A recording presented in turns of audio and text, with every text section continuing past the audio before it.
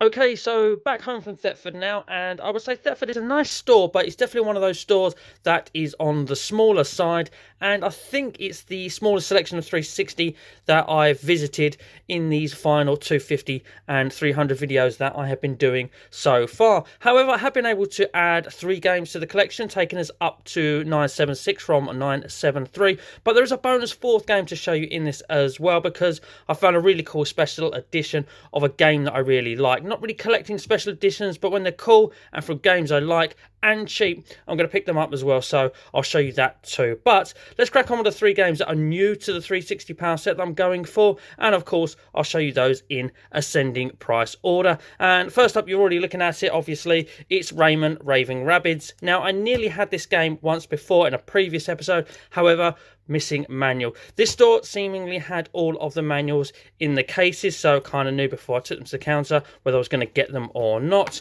And of course, when I saw this in there, nice, clean, crisp manual, not been attacked by a game, I was like, yep, finally going to nab Rayman Raving Rabbids and tick that off the full Xbox 360 PAL set. Right, next up is another one which I was really pleased to see. In fact, I was really pleased to see all 3 of these. The last one, as soon as I saw it there and it had the manual, definitely having it. But this one that I was definitely having is of Orcs and Men, priced at £8. Opened it up, and there's my receipt, which I always put in a case and always forget to take out if I do one of these videos. But there we go. Yes, got the manual in it, and again, nice, clean and crisp. Not a single mark on it, so really pleased with that and very happy to tick that off the list, and really like the artwork on this one as well, I must say. I do like the artwork on that.